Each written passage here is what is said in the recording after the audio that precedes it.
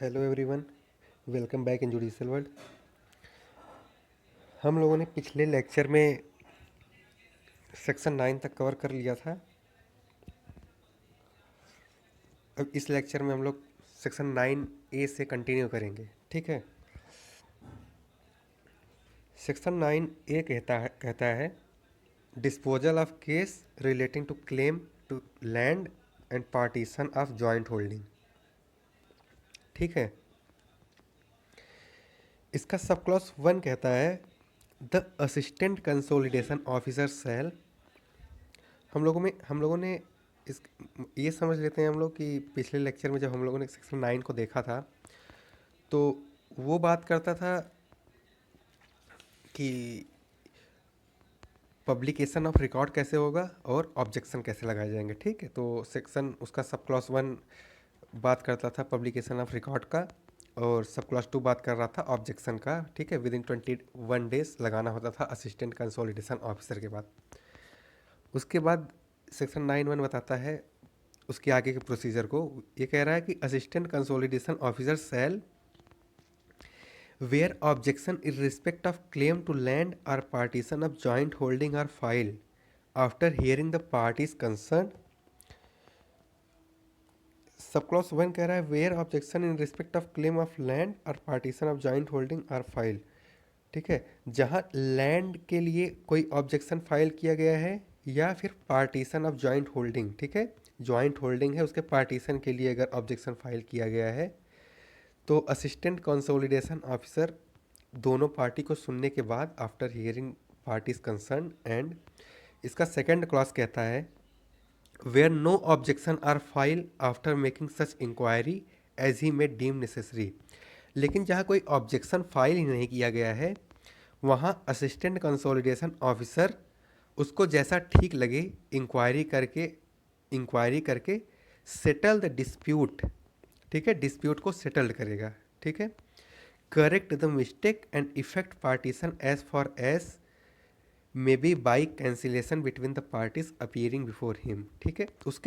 उसके समझ मतलब असिस्टेंट कंसोलिडेशन ऑफिसर के समझ जो पार्टी उपस्थित हुई हैं, ठीक है, उनको सुनने के बाद डिस्प्यूट को सेटल करेगा, मिस्टेक को करेक्ट करेगा और पार्टीशन को इन्फोर्स करेगा, इफेक्ट में लेके आएगा, ठीक है। On the basis of such cancellation, ठीक है। उन दोनों पार्टी के बीच में जो कैंसिलेशन होगा उसके बेसिस पे पार्टीशन को इफेक्ट में लेके आएगा। इसका सेकंड प्रोविजो कहता है provided that where the assistant consolidation officer after making such inquiry as he made deemed necessary. ये कह रहा है कि जहां असिस्टेंट कंसोलिडेशन ऑफिसर इंक्वायरी करने के बाद उसको ऐसा लगता है असिस्टेंट कंसोलिडेशन ऑफिसर को is satisfied that A case of succession is undisputed. ये जो केस है ये अनडिस्प्यूटेड है, ठीक है, इसमें कोई डिस्प्यूट ही नहीं है। He shall dispose of the case on the basis of such inquiry. तो वो अपने इंक्वायरी के बेसिस पे उस केस को डिस्पोज कर सकता है, ठीक। इसका प्रोविजो ये कह रहा है।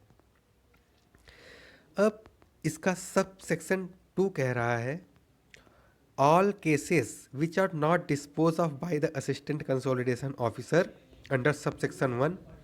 ये कह रहा है वो सभी केस जो सब सेक्शन 1 में डिस्पोज ऑफ नहीं किए गए हैं असिस्टेंट कंसोलिडेशन ऑफिसर के द्वारा, all cases relating to the valuation of plot and all cases relating to the valuation of tree. वो सभी केस जो प्लॉट के वैल्यूएशन के लिए हैं और वो सभी केसेस जो ट्रीज के वैल्यूएशन के लिए हैं और वो वेल्स के वैल्यूएशन के लिए हैं या अदर इम्प्रूवमेंट कोई हुआ है उसके वैल्यूएशन के लिए हैं, ठीक है। For calculating compensation thereof and its apportionment among co owner if there be a more owner then one shall be forward by the assistant consolidation officer to the consolidation officer who shall dispose of the same in the manner prescribed, ठीक है। ये कह रहा है वे सभी मामले जो subsection 1 के अधीन असिस्टेंट कंसोलिडेशन ऑफिसर द्वारा डिस्पोज ऑफ नहीं किए गए, ठीक है, और वे सभी केस जिनका ट्रीज के संबंध में, वेल्स के संबंध में और कोई भी अदर इम्प्रूवमेंट हुआ है उसके वैल्यूएशन के संबंध में है तो उसको, और को ऑनर के संबंध में है पार्टीशन के लिए, if there more owner then one, उसको फॉरवर्ड कर दिया जाएगा कंसोलिडेशन ऑफिसर के पास, ठीक है। और who shell dispose of the same in the manner prescribe, और वो केस को सुनेगा जैसा कि मैनर प्रिस्क्राइब किया गया है, ठीक है। असिस्टेंट कंसोलिडेशन ऑफिसर के पास केस को ट्रांसफ़र कर देता है, ठीक। सबसेक्शन 2 यही कह रहा है। अब सबसेक्शन 3 कहता है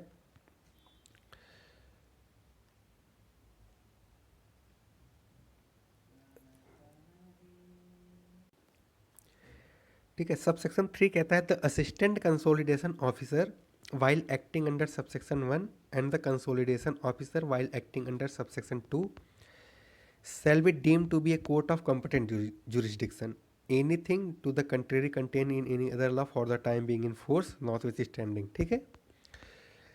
किसी अदर लॉ में कुछ होते हुए भी जो असिस्टेंट कंसोलिडेशन ऑफिसर है और जो कंसोलिडेशन ऑफिसर है जो सबसेक्शन 1 और सबसेक्शन 2 में काम कर रहा है वो कोर्ट ऑफ कॉम्पिटेंट जुरिस्डिक्शन समझा जाएगा, ठीक है। अब सेक्शन 9B देखते हैं। सेक्शन 9B बात करता है disposal of objection on the statement of principle, ठीक। ये कह रहा है कि स्टेटमेंट ऑफ प्रिंसिपल के लिए जो ऑब्जेक्शन लगाए गए हैं उसको डिस्पोज ऑफ कैसे किया जाएगा, ठीक। इसके पहले हम लोगों ने 9A में देखा disposal of case relating to the claim to land and partition of joint holding. उसमें कौन से केस डिस्पोज ऑफ किए जा रहे थे, जो रिलेट करते हो क्लेम टू लैंड से, मतलब लैंड के क्लेम से लैंड करते हो, और पार्टीशन के जॉइंट होल्डिंग के पार्टीशन से रिलेट करते हो, ठीक है। उसके डिस्पोजल की बात हो रही थी। अब 9B बात कर रहा है स्टेटमेंट ऑफ प्रिंसिपल के संबंध में जो कोई ऑब्जेक्शन लगाया गया है उसको डिस्पोज ऑफ कैसे किया जाएगा। इसका सबसेक्शन 1 कहता है where objection has been file against the statement of principle under section 9, जहाँ सेक्शन 9 के अंदर स्टेटमेंट ऑफ प्रिंसिपल के अगेंस्ट कोई ऑब्जेक्शन फाइल किया जाता है, the assistant consolidation officer shall after affording opportunity of being hear to the parties concern and after taking into consideration the view of the consolidation committee, ठीक है। वहाँ जहाँ section 9 के अंदर ऑब्जेक्शन फाइल किया जाता है स्टेटमेंट ऑफ प्रिंसिपल के अगेंस्ट, वहाँ असिस्टेंट कंसोलिडेशन ऑफिसर पार्टीज को सुनने का मौका देगा, उनको सुनेगा, ठीक है। और कंसोलिडेशन कमेटी का व्यू लेने के बाद सबमिट हिज रिपोर्ट, अपने रिपोर्ट को सबमिट करेगा टू द कंसोलिडेशन ऑफिसर के समक्ष, who shall be dispose of the objection in the manner prescribe. और कंसोलिडेशन ऑफिसर उस केस को ऑब्जेक्शन को डिस्पोज ऑफ करेगा जैसा कि मैनर प्रिस्क्राइब किया गया है इस एक्ट के अंदर, ठीक। इसका सबसेक्शन यही कहता है। अब इसका सबसेक्शन 2 कहता है 9B का सबसेक्शन 2 कहता है where no objection have been file against the statement of principle within the time provide thereof under section 9, जहाँ ये कह रहा है कि जहाँ कोई भी ऑब्जेक्शन फाइल नहीं किया गया है किसके अगेंस्ट, स्टेटमेंट ऑफ प्रिंसिपल के against, with in the time provide there of, जो सेक्शन 9 में प्रोवाइड किया गया है टाइम, उसमें क्या प्रोवाइड किया गया है 21 डेज, ठीक। अगर 21 डेज के अंदर ऑब्जेक्शन फाइल नहीं किया जाता अगेंस्ट स्टेटमेंट ऑफ प्रिंसिपल, तो सबसेक्शन 2 कहता है the consolidation officer shall with a view to examine its correctness, consolidation officer examine करेगा करेक्टनेस को, make a local inspection of the unit, उस यूनिट में लोकल इंस्पेक्शन करेगा, after giving due notice to the consolidation committee, ठीक है। ये examine और inspection जो करेगा वो कंसोलिडेशन कमेटी को नोटिस देने के बाद ही करेगा, ठीक। And may thereafter make such modification और alteration in the statement of principle as he may consider necessary, और वो एग्जामिन और इंस्पेक्शन करने के बाद उसमें स्टेटमेंट ऑफ प्रिंसिपल में कंसोलिडेशन ऑफिसर कुछ मॉडिफिकेशन या अल्टरेशन कर सकता है जैसा वो ठीक समझे, ठीक है। सबसेक्शन 2 यही कहता है। सबसेक्शन 3 कहता है any person aggrieve by an order of consolidation officer under subsection 1 कोई भी पर्सन जो एग्रीव पर्सन हो अंडर सबसेक्शन 1 और सबसेक्शन 2, ठीक है, कंसोलिडेशन ऑफिसर के ऑर्डर से, ठीक है, वो एग्रीव हो, संतुष्ट ना हो, may within 21 day of the date of the order, उस ऑर्डर के 21 डे के अंदर वो अपील फाइल कर सकता है बिफोर सेटलमेंट ऑफिसर, ठीक है। अगर कोई भी पर्सन जिसके अगेंस्ट सबसेक्शन 1 या सबसेक्शन 2 में ऑर्डर दिया गया है कंसोलिडेशन ऑफिसर के द्वारा, अगर वो अपील फाइल करना चाहता है तो वो विद इन 21 डे किसके पास फाइल करेगा? सेटलमेंट ऑफिसर के पास, ठीक है। Consolidation whose decision except and otherwise provide by the under this act, इस एक्ट में अगर कहीं इसके मतलब कोई अन्यथा बदनिंदा हो तो वो डिसीजन फाइनल होगा किसका? सेटलमेंट ऑफिसर का, ठीक है। इसका सेक्शन 4 कहता है the consolidation officer and the settlement officer consolidation shall before the deciding an objection और an appeal make local inspection of the unit after giving due notice to the parties concern and the consolidation committee, ठीक है। ये कह रहा है कि consolidation officer और settlement officer जो ऑब्जेक्शन को डिसाइड कर रहा है या अपील को डिसाइड कर रहा है, ठीक है, वो पार्टीज को जिसके संबंध में ऑब्जेक्शन है और कंसोलिडेशन कमेटी, ये दोनों से इन दोनों को नोटिस देने के बाद ही वहाँ इंस्पेक्शन कर सकता है, लोकल इंस्पेक्शन कर सकता है, ठीक। अब 9C क्या कहता है? पार्टीशन ऑफ जॉइंट होल्डिंग, ठीक है। 9C partition of joint holding की बात करता है। ये कह रहा है, इसका सबसेक्शन 1 कह रहा है द असिस्टेंट कंसोलिडेशन ऑफिसर और the consolidation officer may partition joint holding under section 9A, ठीक है। ये कह रहा है असिस्टेंट कंसोलिडेशन ऑफिसर और कंसोलिडेशन ऑफिसर जॉइंट होल्डिंग का पार्टीशन जो सेक्शन 9A में है उसके अनुसार कर सकता है, भले ही Uttar Pradesh Zamindari abolition and land reform act 1950 के सेक्शन 178 में कुछ भी कहा गया हो, ठीक है। उसके रहते हुए सेक्शन 178 के रहते हुए असिस्टेंट कंसोलिडेशन ऑफिसर और कंसोलिडेशन ऑफिसर सेक्शन 9A के तहत पार्टीशन कर सकता है जॉइंट होल्डिंग की, ठीक है। या फिर वो सुओ मोटो भी कर सकते हैं पार्टीशन, ठीक। इसका सबसेक्शन 2 कहता है the partition of joint holding shall be affected on the basis of share, और ये पार्टीशन कैसे होगा? On the basis of share, जितना उन लैंड मतलब टेन्योर होल्डर का जितना शेयर होगा उसके बेसिस पे ये असिस्टेंट कंसोलिडेशन ऑफिसर और कंसोलिडेशन ऑफिसर पार्टीशन करेंगे। लेकिन इसका प्रोविजो कहता है where the tenure holder concern agree it may be effected on the basis of specific plot, ठीक है। लेकिन ऐसे तो जनरल रूल है कि उन टेन्योर होल्डर के शेयर के बेसिस पे पार्टीशन करेंगे, लेकिन अगर टेन्योर होल्डर एग्री करते हैं एक दूसरे के लिए तो वो पार्टीशन स्पेसिफिक प्लॉट के थ्रू भी हो सकता है, ठीक है। उनको अलग अलग प्लॉट के थ्रू भी उसका पार्टीशन कराया जा सकता है, ठीक। सबसेक्शन 2 यही कहता है, ठीक है। अब हम लोग सेक्शन 10 देखते हैं। सेक्शन 10 क्या बात करता है? सेक्शन 10 कह रहा है preparation and maintenance of revise annual register. Annual register को रिवाइज मेंटेन कैसे किया जाएगा और उसका प्रिपरेशन कैसे किया जाएगा, सेक्शन 10 इसी की बात कर रहा है। इसका सबसेक्शन 1 कहता है the annual register shall be revise on the basis of order pass under subsection 1 and subsection 2 of section 9A, ठीक है। ये कह रहा है जो सेक्शन 9A में हम लोगों ने सबसेक्शन 1 या सबसेक्शन 2 में जो ऑर्डर पास किया गया उसको देखा, उसके बेसिस पे एनुअल रजिस्टर को रिवाइज किया जाएगा, ठीक है। It shall thereafter be prepare in the form prescribe and publish in the unit, ठीक है। रिवाइज किया जाएगा और उसके बाद ये प्रिपेयर किया जाएगा कैसे? इन the form prescribe and publication in the unit, ठीक है, जैसा कि फॉर्म प्रिस्क्राइब किया गया है, ठीक है।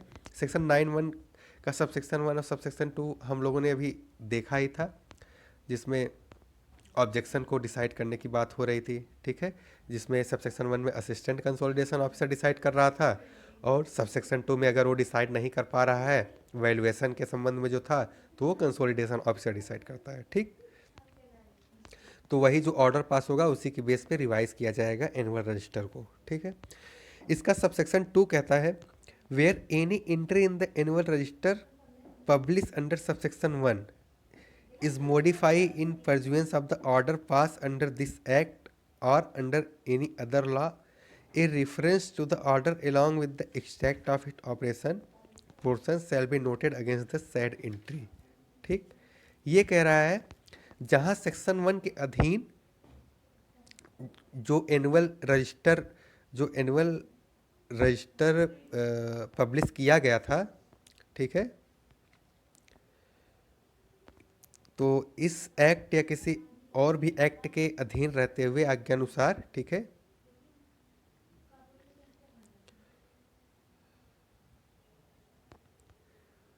along with the extract of its operation portion shall be noted against the said entry।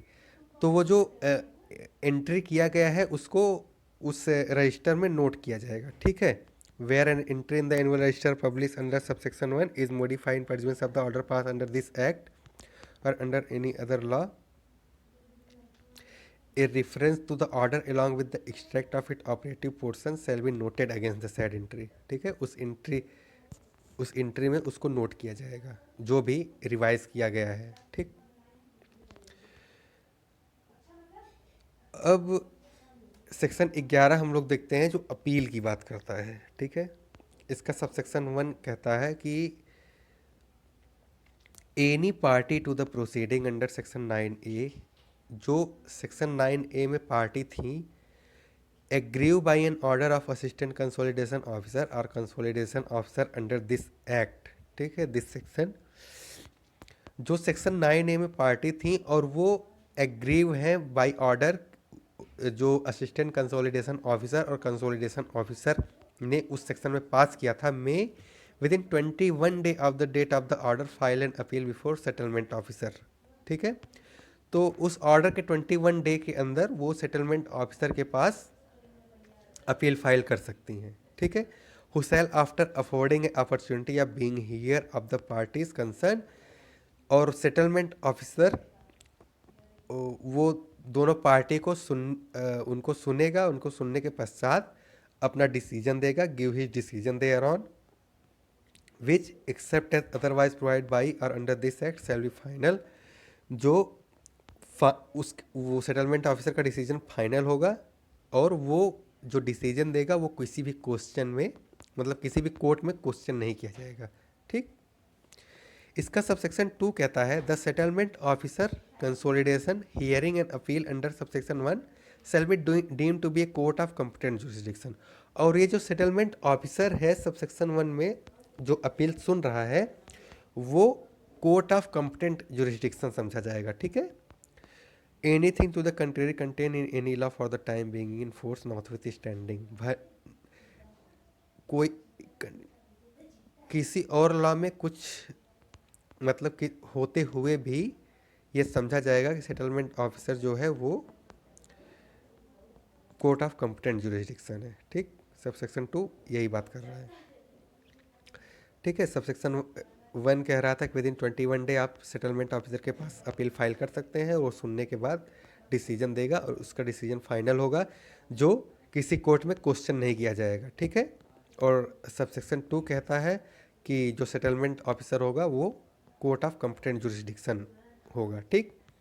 इसका सेक्शन 11A कहता है बार ऑन ऑब्जेक्शन, ठीक है।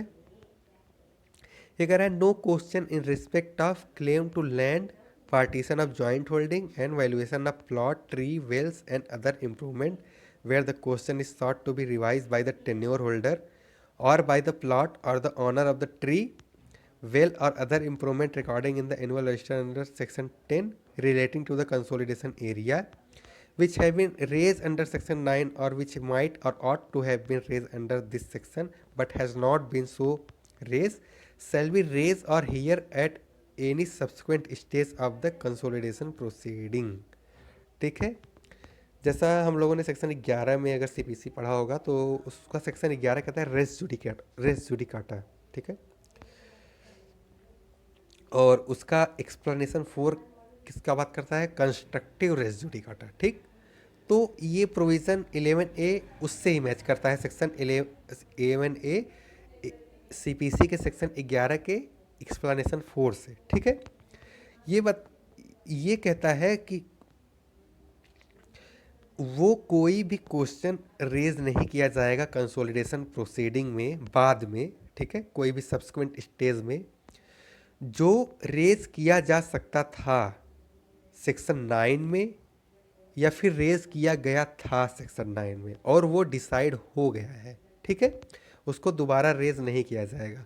और क्लॉज 1 क्लॉज 2 क्लॉज 3 बताता है कौन कौन से, जैसे क्लेम टू लैंड, अगर किसी लैंड के ऊपर क्लेम का कोई क्वेश्चन था, या फिर जॉइंट होल्डिंग के पार्टीशन के संबंध में कोई क्वेश्चन था, या फिर वैल्यूएशन के संबंध में था, किसके वैल्यूएशन के, प्लॉट के, ट्री के, वेल्स के, या कोई अदर इम्प्रूवमेंट हुआ हो उसके। ठीक है,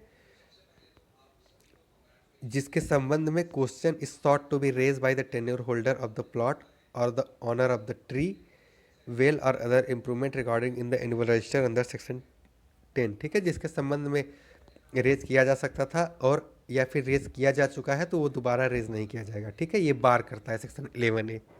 ठीक, आज के लेक्चर में इतना ही, इसके बाद नेक्स्ट लेक्चर में हम लोग आगे का कवर करेंगे। ठीक, थैंक यू सो मच।